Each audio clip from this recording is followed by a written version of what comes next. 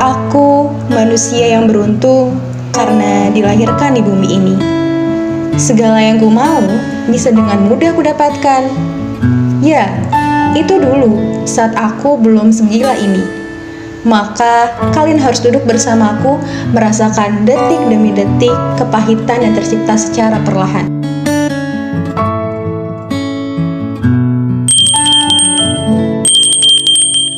Bel sekolah berbunyi menunjukkan pukul 7 pagi, menandakan jam masuk sekolah.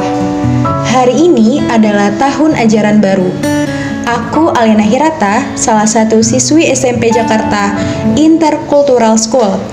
Sikapku yang pendiam membuatku sangat kesulitan mendapatkan teman baru. Hanya buku-bukulah yang menjadi temanku. Hari pertama, aku masuk di kelas baru. Aku sungguh gugup dan canggung. Sedangkan aku menyibukkan diri dengan menulis puisi di buku. Sesekali, aku memberi senyum ramah kepada orang-orang yang melewatiku. Namun, aku sedikit tampak ragu untuk menyapa orang di sekitarku. Tak lama kemudian, terdengar derap langkah kaki memasuki kelasku. Ternyata itu adalah wali kelasku yang bernama Bu Marlina. Selamat pagi anak-anak, selamat datang di kelas 8A. Perkenalkan, saya Marlina Astrid, panggil saya Bu Marlin saja ya. Semoga kalian dapat beradaptasi dengan baik di sini. Ibu harap kalian semua bisa kompak dan selalu semangat belajarnya. Ingat, kalian berada di kelas unggulan, jadi tolong buktikan bahwa kalian layak berada di sini. Murid-murid menjawab dengan kompak, "Selamat pagi juga, Bu." "Baik, Bu." Setelah Bu Marlina memperkenalkan dirinya dan mulai mengabsen satu persatu siswa-siswi kelas 8A. Setelah kehadiran Bu Marlina, kelas kembali ramai.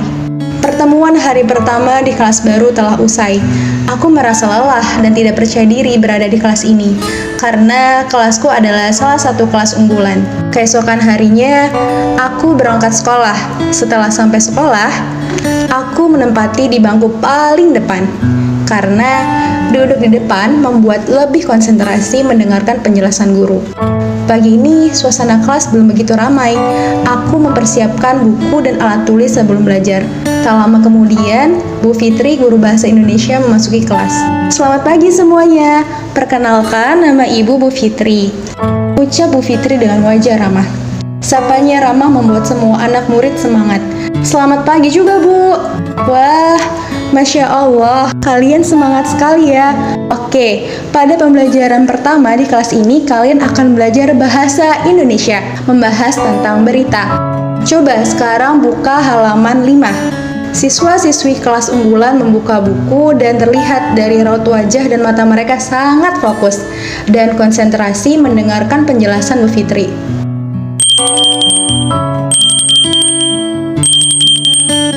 Bel istirahat berbunyi. Kedatangan Olivia dan Nanda membuat kelas menjadi sangat ricuh. Mereka adalah sosok yang ditakuti oleh siswa-siswi. Karena terkenal sering membuli orang lain, aku pun agak sedikit ngeri sih dengan mereka. Tapi aku selalu berharap agar terhindar dari segala jenis penindasan yang mereka lakukan. Namun, secara tiba-tiba, Olivia dan Nanda menghampiri mejaku dan menggebrak mejaku dengan keras. Aku pun sontak terkejut. "Heh cupu!" ucap si ketua geng pembuat onar bernama Olive. "Lagi nulis apa?" tandas Nanda sambil merampas bukuku. Olive dan Nanda mulai membaca isi puisi yang aku tulis dan tiba-tiba mereka tertawa terbahak-bahak sambil menepuk pundakku dengan keras. Aku pun langsung merebut kembali buku itu. Namun, mereka mendorongku sampai aku terjatuh ke lantai. Dan mereka mulai membacakan lagi isi puisiku dengan nada yang sangat keras, sehingga seluruh murid di kelas mendengarnya. Aku sangat malu dan membuat pikiranku menjadi kacau. Setelah melalui hari yang berat, aku pulang menuju rumah. Aku ingin sekali bercerita dengan orang tuaku. Tetapi orang tuaku tak memiliki waktu. Orang tuaku adalah seorang manusia sibuk, gila kerja. Hanyalah uang, uang, dan uang yang mereka cari. "Ah, sialan, kenapa harus aku?" kataku mengamuk. "Kenapa aku yang menjadi targetnya?" Semenjak kejadian itu, selama sekolah hari-hariku menjadi tak karuan. Setiap hari, pembulian itu menyiksaku dengan kata-kata kasar dan sesekali tangannya mengenai pipiku hingga menyebabkan luka memar. Aku tak mampu membalas perbuatan kejam mereka. Aku terus menahan emosiku sampai rasanya aku tak ingin muncul lagi di hadapan mereka. Saat itulah, aku diam-diam meminum obat yang memiliki kandungan alprazolam, yang merupakan obat anti kecemasan dengan jumlah yang melebihi dosis anjuran pemakaian. Aku merasa sangat tertekan dan rasanya ingin bunuh diri. Keesokan paginya, di rumahku, ada wanita parubaya yang selalu menemaniku di rumah. Bi Siti membangunkanku. "Non, bangun, sudah pagi."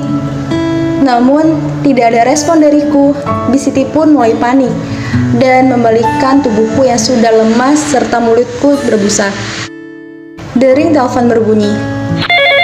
Melihat diriku tergeletak tak sadarkan diri, Bibi langsung menghubungi Hendra, manusia penghasil uang. Dia ayahku, namun tak kurasakan kasih sayang darinya. "Halo Bi, ada apa Bi pagi-pagi telepon? Saya lagi sibuk, ada meeting. Bisa nanti aja nggak nelponnya?"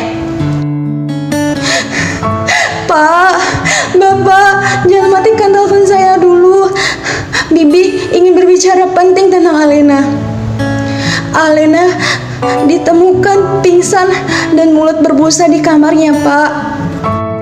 Tangis Bibi pun pecah tak tertahankan. Pria itu panik dan tidak menyangka apa yang dijelaskan Bi Siti. "Maksud Bibi apa? Maksudnya apa, Bi?" "Iya, Pak.